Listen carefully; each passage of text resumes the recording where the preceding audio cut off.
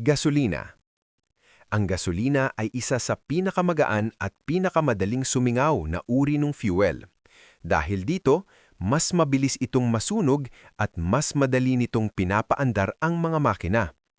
Ginagamit ang gasolina sa karamihan ng mga pribadong sasakyan tulad ng kotse at motorsiklo.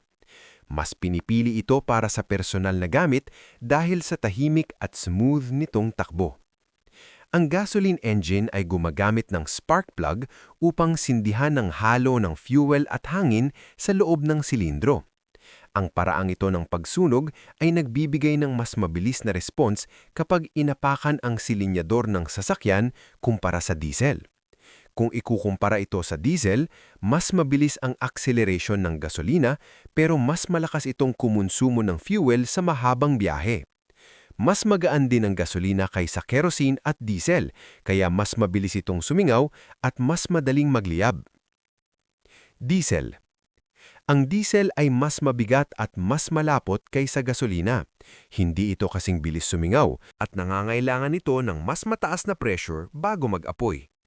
Hindi tulad ng gasoline engine na may spark plug, ang diesel engine ay gumagamit ng compression ignition.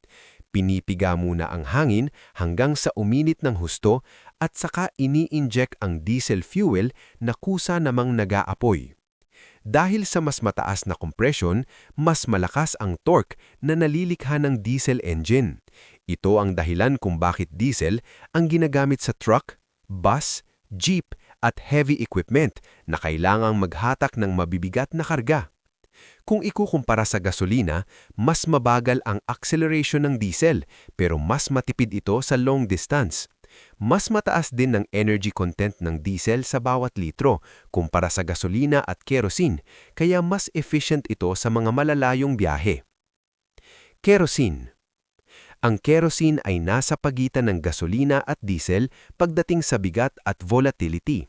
Mas mabigat ito kaysa gasolina, ngunit mas magaan kaysa diesel. Noong nakaraan, malawak itong ginamit sa lampara at kalan dahil sa kakayahan nitong magbigay ng matagal at kontroladong apoy. Hanggang ngayon, ginagamit pa rin ito sa ilang lugar na walang maaasahang supply ng kuryente o LPG. Sa aviation, ang jet fuel na ginagamit ng karamihan sa eroplano ay isang uri ng refined kerosene. Pinili ito dahil mas ligtas itong gamitin sa matataas na altitude kumpara sa mas madaling sumingaw na gasolina. Kung ikukumpara sa gasolina at diesel, mas nahihinaan ng mga makina ng modernong sasakyan sa paggamit ng kerosene dahil hindi ito tugma sa disenyo ng kanilang makina. Ang paggamit ng kerosene sa maling engine ay maaaring magdulot ng mahinang combustion, makapal na usok at posibleng pagkasira ng makina. LPG. Ang LPG o liquefied petroleum gas ay naiiba sa tatlong naon ng fuel dahil isa itong gas sa normal na kondisyon. Ginagawa itong likido sa loob ng tangke sa pamamagitan ng mataas na pressure upang maging mas madaling itong iimbak at dalhin, kaya kadalasan itong nasa tangke. Kapag ginamit na, ang LPG ay bumabalik sa pagiging gas at humahalo sa hangin bago sindihan at mag-apoy. Ginagamit ito sa mga kalan sa bahay at sa ilang sasakyan na may espesyal na LPG system. Kung ikukumpara sa gasolina at diesel, mas malinis masunog ang LPG at mas kaunti ang inilalabas nitong usok at harmful emissions.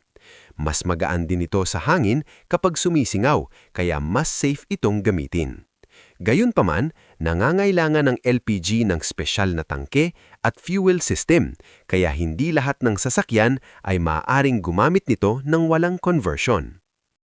Kung may natutunan ka, i-like mo lang ang video at mag-subscribe. Malaking tulong na yan para sa maliit na channel na katulad ko. Maglalabas ako ng video every week, kaya samahan niyo ako sa YouTube journey ko. Salamat!